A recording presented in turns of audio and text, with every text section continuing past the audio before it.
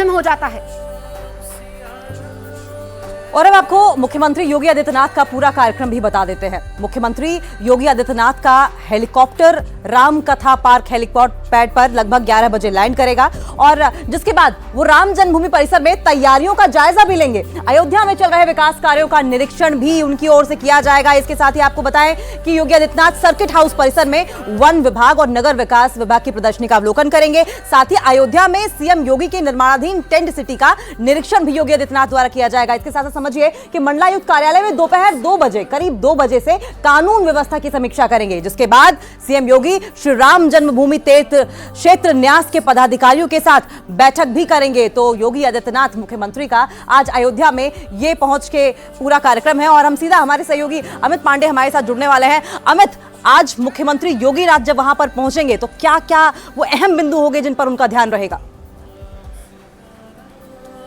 देखिए, 3 महत्वपूर्ण बिंदु है जिस पर योगी आदित्यनाथ की यहाँ पर बैठकें होंगी। पहला कानून व्यवस्था, दूसरा निर्माण कार्य में अब तक कहाँ तक प्रगति हुई और तीसरा सबसे बड़ी चीज की 22 जनवरी के चलते जो श्रद्धालु आ रहे हैं और जो गेस्ट आ रहे हैं वो कहाँ ठहरेंगे, किस रूट से वो दर्शन करेंगे और कितनी देर तक रुकेंगे। तो इन तीनों बिंदुओं पर प्रशासन ने क्या तैयारी की है, इस पर सीएम योगी फीडबैक लेंगे अधिकारियों से। लगातार प्लान वो करते रहे, इससे पहले भी उनका दौरा रहा है और पीएम के दौरे को लेकर भी योगी आदित्यनाथ अयोध्या आए हैं। तो ये दौरा अभी तक क्या तैयारी की है और अगले 5 दिनों में किस तरीके से रोड मैप होना है, उस चीजों का जायजा लेंगे। और शुरू से ही सीएम इस पर अयोध्या में क्या क्या हो रहा है, 22 तारीख की तैयारी को लेकर क्या चीजें चल रही है, लगातार नजर बनाए हुए हैं और ये बैठक भी उसी कड़ी का एक अहम हिस्सा है। जी, इसके अलावा अमित, वन विभाग और नगर विकास परिसर को लेकर भी बातचीत होनी है, इस पर क्या एजेंडा रहेगा? अयोध्या नगर निगम को कुछ दिन पहले ये बनाया गया, तो नगर निगम के तहत स्वच्छ, सबसे बड़ी चीज है कि कुछ दिनों पहले कैबिनेट बैठक में उन्होंने स्वच्छ अयोध्या का जो एक विजन सामने रखा था, उस पर क्या क्या प्रगति हुई है। मतलब कि सड़कों पर सफाई किस तरीके से हो रही है, कूड़े का निस्तारण किस तरीके से हो रहा है और स्वच्छता अभियान जो चलाए जा रहे हैं, चाहे स्कूली स्टूडेंट द्वारा चाहे अलग अलग एजेंसियों द्वारा, वो कहाँ तक पहुंचे हैं। और फ्लाईओवर्स पर हर जगहों पर जो भगवान राम से संबंधित चित्रकारी की जा रही है या खूबसूरत बनाया जा रहा है, आध्यात्मिक जो लुक दिया जा रहा है अयोध्या को, वो कहाँ तक पहुंचा, इस पर नगर निगम के अधिकारियों से जानकारी लेंगे। जहां तक वन विभाग की बात है तो बड़ी तादाद में पेड़ लगाए गए हैं अयोध्या के आसपास, उनकी प्रोग्रेस कहां तक पहुंची और बाकायदा उनका एक ऑडिट किस तरीके से हो रहा है और कहां तक उनका जो मेंटेनेंस पहुंचा है, इसकी भी जानकारी वो आला अधिकारियों से लेंगे। ठीक है अमित, आपका इस तमाम जानकारी के लिए बहुत बहुत शुक्रिया। तो अयोध्या में 22 जनवरी को रामलला की प्राण प्रतिष्ठा के लिए तैयारियां अंतिम दौर में है। इस बीच गर्भगृह से लेकर भूतल तक सभी तैयारियां लगभग पूरी हो चुकी है। राम भक्तों के इंतजार को देखते हुए राम जन्मभूमि तीर्थ क्षेत्र ट्रस्ट ने मंदिर का वीडियो जारी किया है, जिसमें मंदिर के अंदर और बाहर की भव्यता दिखाई दे रही है। अवध बिहारी आने वाले हैं, ऐसे में अवधपुरी तैयार है राम के स्वागत के लिए। प्रभु श्री राम का आगमन होना है, 22 जनवरी को प्राण प्रतिष्ठा होनी है। इस ऐतिहासिक क्षण का इंतजार सभी को है। ऐसे में जो राम मंदिर का नया वीडियो सामने आया है, क्योंकि ये संभव नहीं है हर किसी के लिए कि वो 22 जनवरी के दिन अयोध्या पहुंचे, ऐसे में न्यूज़ 18 इंडिया के माध्यम से भी आप दर्शन कर सकते हैं और सीधा प्रसारण भी होगा। तो प्राण प्रतिष्ठा, जिसमें जो रामलला की बाल रूप की मूर्ति है उसको स्थापित किया जाएगा और ऐसे में जो 3 मूर्तियां थी उसमें से एक का चयन हुआ है और अब तैयारियां अंतिम दौर में हैं, क्योंकि गिनती के दिन बचे हैं। ऐसे में जो सनातन परंपरा के अनुसार नियम होते हैं, विधि के हिसाब से पूरी प्राण प्रतिष्ठा होगी। जो कार्यक्रम है वो 15 जनवरी से शुरू हो जाएंगे।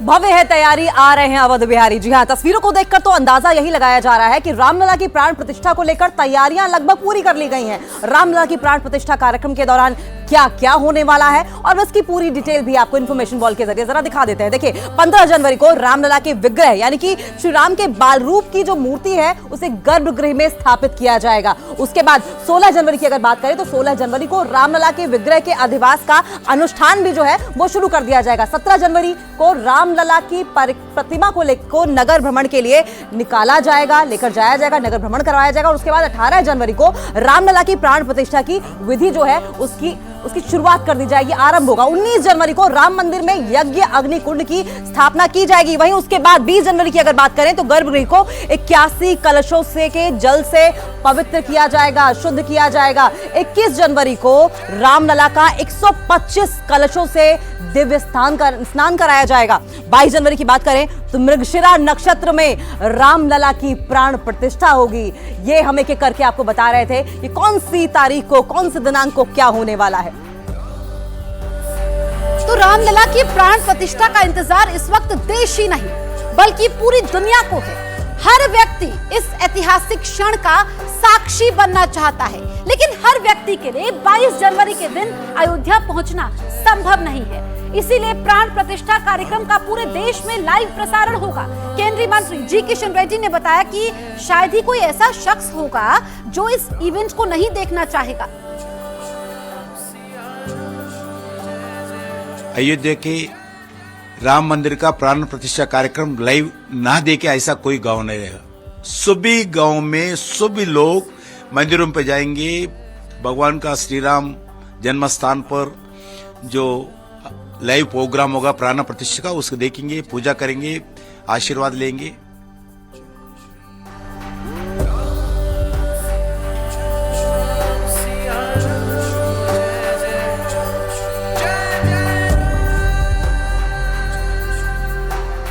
रामलला की प्राण प्रतिष्ठा के मौके पर 22 जनवरी को गायक कैलाश खेर भी अयोध्या पहुंचेंगे। कैलाश खेर से न्यूज़ 18 इंडिया ने खास बातचीत की है, आप भी सुनिए। इस वक्त हमारे साथ में है पद्मश्री कैलाश जी, जिन्होंने राम धुन बनाया। राम धुन काफी पॉपुलर हो रहा है अभी। जी जय श्री राम।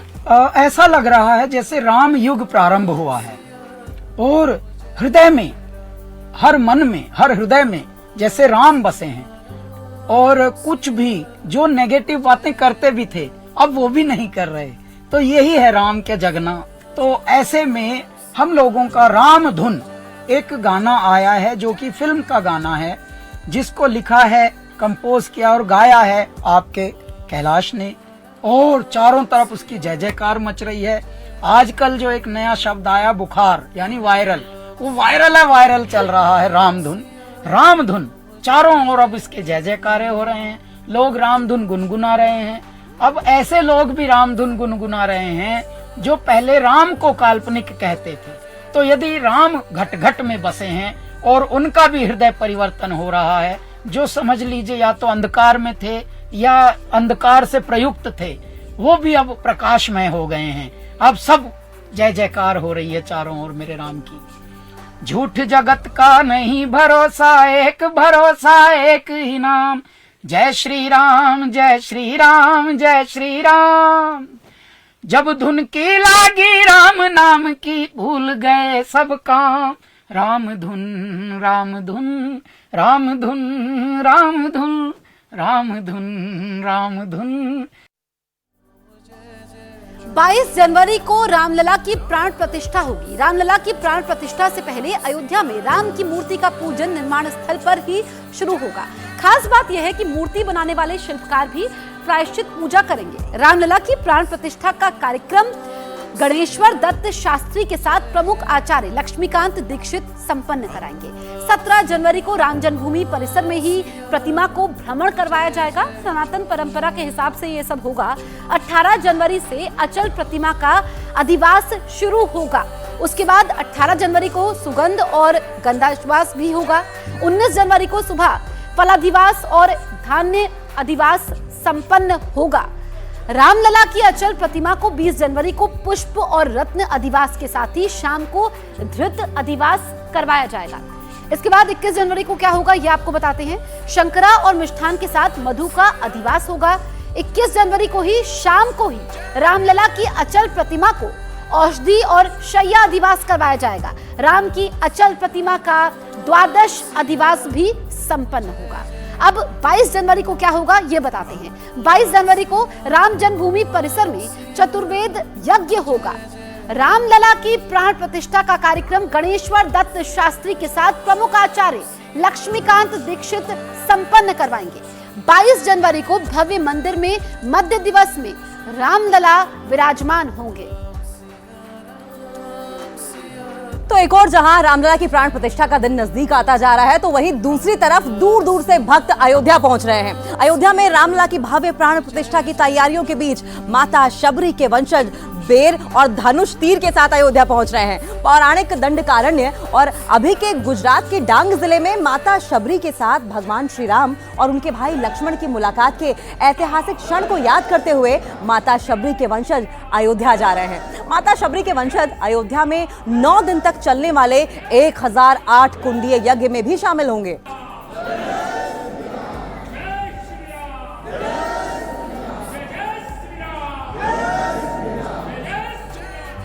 सबको राम राम। हम सभी धाम के इधर का वंश है। हम इधर से अयोध्या जाने वाला है। सभी धाम का ईठा बोर लेकर राम भगवान श्री मंदिर में अर्पण करना है। अस्तु राम राम। यहाँ से करीबन सबरी के वंशज और भी करीब 10 जितने जोड़े वहाँ यहाँ से सबरी धाम से अयोध्या धाम पहुँचेंगे और 13 तारीख के पहले पहुँचेंगे। वहाँ जाकर श्री राम मंदिर में भगवान को बोर बेर और धनुष भेंट किया जाएगा। उसी प्रकार 14 तारीख को परम पूज्य रामभद्राचार्य महाराज का जन्मदिन है। उस जन्मदिन के शुभ अवसर पर महाराज को भी बेर और धनुष भेंट किया जाएगा। राम मंदिर बनने की खुशी में झारखंड से पैदल यात्रा पर निकला शबरी दल सोमवार को कैमूर पहुंचा। शबरी दल 22 जनवरी को रामलला को पहला भोग लगाएगा। 22 जनवरी को अयोध्या पहुंचकर शबरी दल रामलला को पहला भोग लगाएगा। वहीं शबरी दल से जुड़े लोगों ने बताया कि 22 दिसंबर को पैदल यात्रा शुरू की गई थी और 17 दिन बाद कैमूर पहुंचे हैं। उनका लक्ष्य 21 जनवरी तक अयोध्या राम जन्मभूमि पर पहुंचकर 22 तारीख को रामलला को शबरी का पहला भोग लगाना है।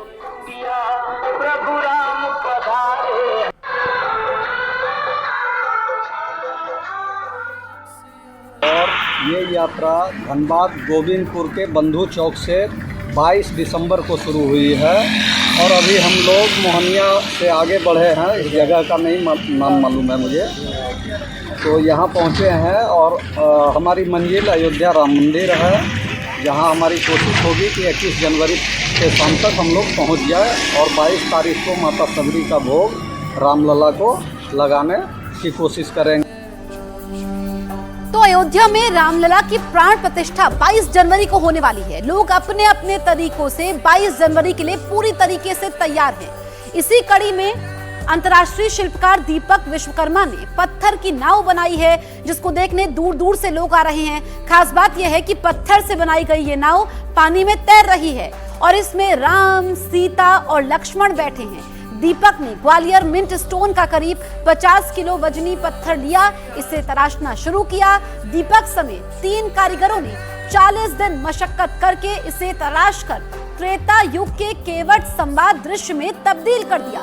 पत्थर की इस नाव में राम, लक्ष्मण और सीता बैठे हैं। भगवान राम जी लक्ष्मण सीता जी को बिठाल के हृदय से खुशी से जा रहे हैं, तो वो चीज़ दर्शाने की हमने कोशिश की है। अब वापस अयोध्या में आ रहे हैं, ये बड़ी बात है, क्योंकि गए उस समय थे, अब लौट के 22 जनवरी को 2024 में आ रहे हैं, तो ये बहुत अच्छी बात है और इससे सभी खुश हैं और ये बहुत दिवाली जैसा समय हम सबके लिए, और वैसा ही हम लोग बनाएंगे और यही चाहते हैं कि ज़्यादा से ज़्यादा भगवान रामलला की प्राण प्रतिष्ठा की तैयारियां जोरों पर है। और इस बीच प्रधानमंत्री नरेंद्र मोदी ने सोशल मीडिया प्लेटफॉर्म एक्स पर लिखा कि हरिहरन जी के अद्भुत सुरों से सजा ये राम भजन हर किसी को प्रभु श्री राम की भक्ति में लीन कर देने वाला है। आप भी इस मनोहारी भजन का जरूर आनंद उठाएं। तो प्रधानमंत्री नरेंद्र मोदी की ओर से ट्वीट करके पार्श्व गायक हरिहरन जी के भजन का जिक्र किया गया है। साथ साथ तारीफ में प्रधानमंत्री नरेंद्र मोदी की ओर से कहा गया है कि ये भजन आप जरूर सुने, ये मंत्र मुग्ध कर देने वाला भजन है, इस भजन का आप जरूर आनंद उठाएं।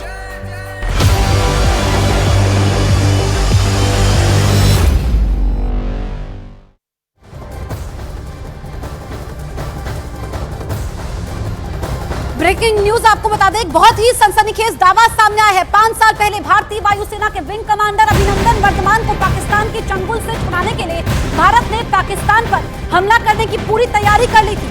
भारत ने उस पर 9 मिसाइलें तैनात कर दी थी। ये दावा पाकिस्तान में उस समय भारत के उच्चायुक्त है अजय बिसारिया ने अपनी